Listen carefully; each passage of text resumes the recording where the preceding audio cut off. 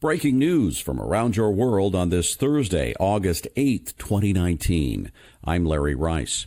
Human-caused climate change is dramatically degrading the Earth's land, and the way people use the land is making global warming worse.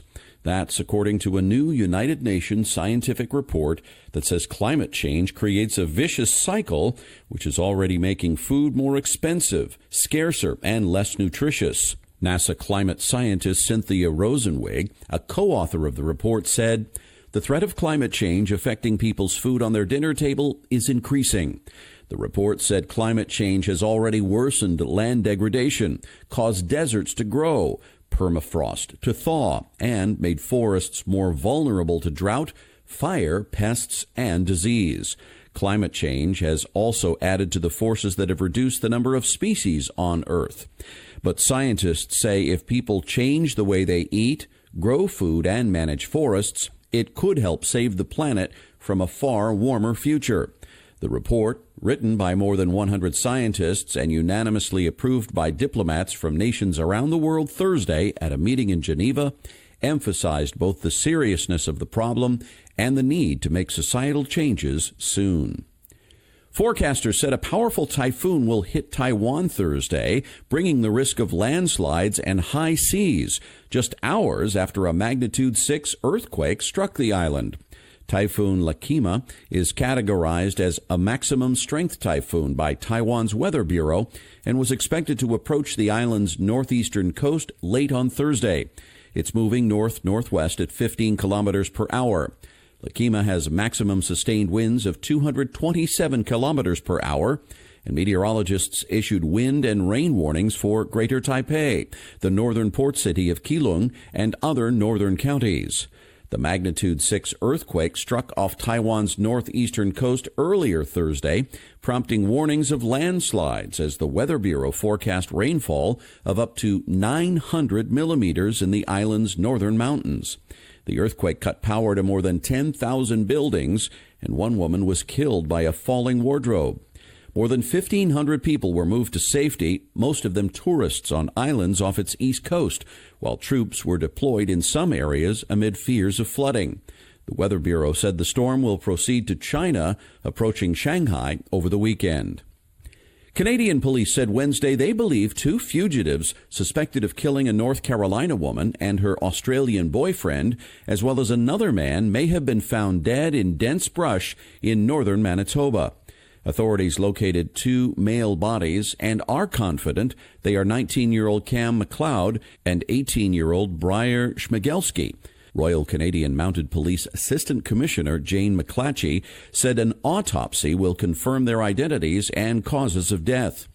Critical evidence found last week when police discovered items directly linked to the suspects on the shoreline of the Nelson River helped locate the bodies. McClatchy said, "We are confident that these are the bodies of the 2 suspects wanted in connection with the homicides in British Columbia." A manhunt for the pair had spread across 3 provinces and included the Canadian military. The bodies were found near Gillam, Manitoba, more than 2,000 miles from northern British Columbia. Police had said Tuesday they were investigating all possibilities, including the possibility that the suspects may have drowned. Puerto Ricans are bracing for more political turmoil Thursday as the 3rd governor in a week took charge of the U.S. territory, still divided over who should lead the economically struggling island of 3.2 million people. The swearing-in of Justice Secretary Wanda Vasquez as governor was expected to spur renewed protests, since many Puerto Ricans see her as an extension of Ricardo Rossello, who resigned the governorship after weeks of street demonstrations demanding his removal.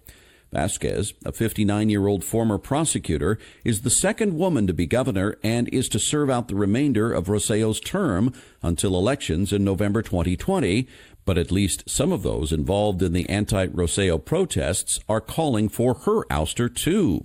She stepped into the position Wednesday when Puerto Rico's Supreme Court declared that the assumption of the office on Friday by Rossello's pick, Pedro Pierluisi, was unconstitutional.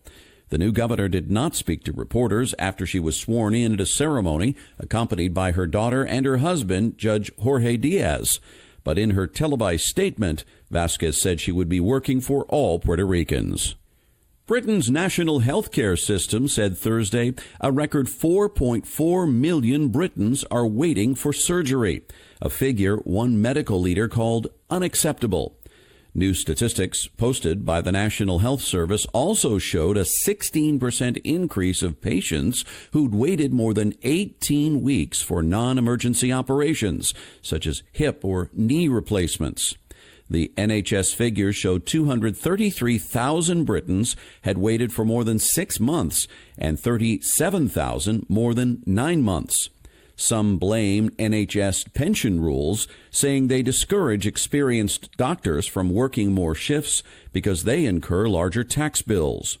British Health Secretary Matt Hancock said the system is unfair and proposed rule changes to create more flexibility for physicians. The British Medical Association said a member survey showed 30% of consultants and 42% of general practitioners had cut back their hours because of the pension rules. Derek Alderson, president of the Royal College of Surgeons of England, questions whether the proposed changes will be sufficient and said the number of patients on waiting lists is utterly unacceptable. He said hospitals need a clear plan for reducing waiting lists over the next 5 years. He said part of this plan has to be increasing hospital beds across the country. At the very least, 3,000 are needed. We also need the staff and resources to run the wards these hospital beds will be on. Secretary of State Mike Pompeo said he was hopeful denuclearization talks would resume between North Korea and the United States soon, in spite of repeated North Korean missile tests and the lengthening delay in restarting the talks. Pompeo told reporters at the State Department, "We are planning for negotiations in a couple of weeks, and we anticipate the two teams getting back together." President Donald Trump and North Korean leader Kim Jong-un agreed at a June 30th meeting to resume talks between working-level officials, talks that have stalled since a failed summit in Hanoi in February. Since then, North Korea has conducted a series of short-range missile tests. Trump and his administration have sought to play down the launches, saying they do not violate a pledge by Kim to not resume nuclear and long-range tests. In Singapore, Kim pledged to work toward complete denuclearization of the Korean Peninsula, and the two sides agreed to forge a new era of relations. Trump also pledged a suspension of major military exercises with South Korea. U.S. immigration authorities arrested nearly 700 people at 7 agricultural processing plants across Mississippi Wednesday in what federal officials said could be the largest worksite enforcement operation in a single state. Immigration and Customs Enforcement said in a statement they detained about 680 people who were working illegally at the plants. They said they also seized business records as part of a federal criminal investigation. A video released by ICE showed buses arriving at a Canton, Mississippi processing facility where agents searched workers and checked their identification documents. Some workers had their hands restrained with nylon ties. ICE did not specify the nationalities of the workers arrested. The Mexican consulate said it was traveling to the area to assist its nationals who might have been involved. ICE said it has made more than 2,300 criminal and administrative arrests related to workplaces in the 2018 fiscal year, which ended in September, compared to just over 300 in the previous year. Samsung became the latest cell phone manufacturer to do away with the headphone jack with the release of its newest model, the Galaxy Note 10. Company officials revealed the news during a product event Wednesday in New York City. Users who want to listen to music or podcasts on the new 6.3-inch Note 10 or its 6.8-inch Big Brother Note 10 Plus must use headphones that connect via Bluetooth or a USB-C port. Those who don't have either option can use an adapter to attach traditional headphones to the smartphone, much like the dongle Apple issued with its iPhones when it ditched the headphone jack in 2016. Samsung was one of the last major cell phone manufacturers to still create phones with headphone jacks. The company criticized Apple when it first made the switch. In addition to the headphone changes, Samsung is making the Note in 2 sizes for the first time. The company said it's doing this because some customers want a smaller, more affordable phone. The Galaxy Note 10 and Note 10 Plus go on sale August 23rd and are available for pre-order on Thursday. And that's your update for this Thursday, August 8th, 2019. I'm Larry Rice. Thanks so much for listening, and I hope you have a wonderful day.